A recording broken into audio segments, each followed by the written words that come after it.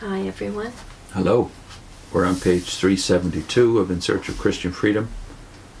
Ray France starts, a notable example of remaining silent in the face of apparently convincing evidence of serious wrong is found in the case of Joseph, Jesus' foster father. He genuinely believed that the woman betrothed to him had violated the law concerning adultery.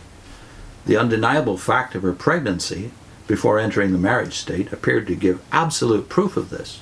Yet Joseph did not feel under obligation to report her to elders or priests as judges. Not wanting to expose her to public disgrace, he intended to divorce her quietly. Was he thereby disdaining a divine oath commanding him to report and displaying a gross lack of concern for the cleanness of the congregation? The scriptures tell us he was so motivated because he was a righteous man. Other translations say a good man or a man of honor. In relieving Joseph of his misapprehension and assuring him of Mary's chastity, God did not rebuke him for his compassionate intent. God's Son likewise makes clear that not all wrongs needed to be brought before judges. Speaking of circumstances where a wrongdoer might avoid this by coming to terms with his accuser, even while the accuser was on his way to level the charge before the judge. He correspondingly called on those who had been sinned against to take the initiative, not to report the matter to a judicial body, but to approach the one who had sinned and endeavor to get him to recognize the wrong, saying that, if successful, you have won back your brother. This without any intervention by others, including elders. Only if unsuccessful would he seek help from one or two others, and nothing is said of these being elders. If this further effort failed, then only would the sinful act of the wrongdoer be brought before the congregation, again not the elders. Jesus forcefully exposed the wrongness of the rigidity typifying a legalistic approach to service of God, showing that the purpose of law was to benefit man, not to be a wearisome burden, not to fetter him in showing compassion. He told accusers that the Sabbath was made for man, not man for the Sabbath. He recalled to religious legalists the account about David's entering the tabernacle and receiving loaves of the sacred bread of the presence to feed his men, bread which it was not lawful for him or his companions to eat, but only for the priests. He neither portrayed David as coming under God's curse for doing this, nor portrayed the priest on that occasion as remiss in fulfilling an oath to keep the congregation clean because of not bringing an accusation against David. He likewise did not commend the action of Doeg the Edomite, who did promptly report the matter to the head of the nation, Saul leading to a death, that is, King Saul, leading to a death sentence for 85 priests and the slaughter of the people in their city. Instead, Jesus used the account as basis for saying to the religious elders, "If you had known what these words mean, I desire mercy, not sacrifice, you would not have condemned the innocent." As Christians, discharged from the law, and no longer slaves in the old sense by the written code, we are free to be guided by Christ's example and by the law of faith and the royal law of love in making decisions in this area.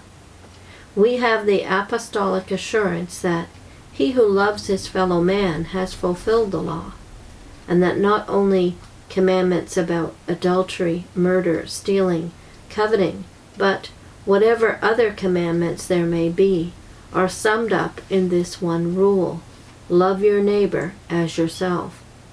Love does no harm to its neighbor. Therefore, love is the fulfillment of the law. We are free to use our judgment as to what course seems to give promise of bringing the greatest good for wrongdoers and for others who may be affected.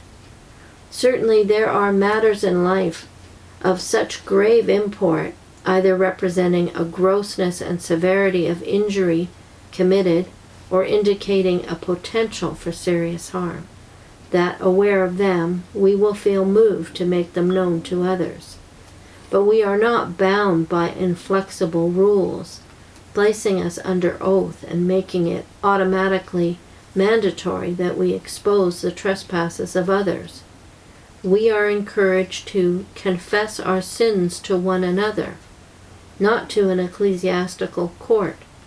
Each of us, not just men holding an organizational appointment, are exhorted to do whatever we can to help and heal those who have strayed from truth and fallen into error, doing so with a merciful attitude toward the individual, even though detesting the wrongs themselves. The rigid policy advanced in the final analysis actually works against helping persons who slip into error. One committing a serious sin may feel keenly the need for help to avoid further wrong, but a witness cannot go even to a friend in his congregation to discuss a sinful error with any degree of assurance that what he or she says to the friend will be kept confidential. Texts speaking against the uncovering of confidential talk are not viewed as having force in this case, and the statement that a true companion is loving all the time and is a brother that is born for when there is distress likewise becomes inoperative, empty of meaning. And these references are to the book of Proverbs. Even though the one who has sinned has gone to God in prayer through Christ and sought forgiveness, this is not enough to warrant confidentiality. If the sin is anything the organization classifies as a major sin, its officials must be informed, and the ecclesiastical court must decide whether action needs to be taken or not. Witnesses are made to feel that they are not showing love if they fail to report fellow members who have not gone to the authorities about their personal wrongs. Erring witnesses are told that they can speak to the elders confident that they will handle the problem in a kind and understanding way, that being a quote from the Watchtower of September 1, 1987. While on the governing body, quite a different picture from that portrayed came through in expressions from the headquarters service department. They quoted traveling overseers as saying they believed that by far the majority, some gave figures of 70% or more, by far the majority of the elders were not qualified to serve in a judicial capacity. I'm sure that there are some elders who merit the confidence described in Watchtower publications, but actual experience shows that adherence to organizational policy is paramount with the great majority of such men, and that legalism all too often stymies the natural feelings of compassion they might otherwise have. So we're going to put a link in to a video on that Ray did earlier in the Crisis of Conscience book, a video about his testimony about the trials, the first trials that happened in the headquarters purge in Brooklyn back around 1980. No public trials, and that's one of the big issues he brings up in Crisis of Conscience. And also, next time, the story of Rud Persson, a Swedish witness who was condemned for connection to the Red Cross.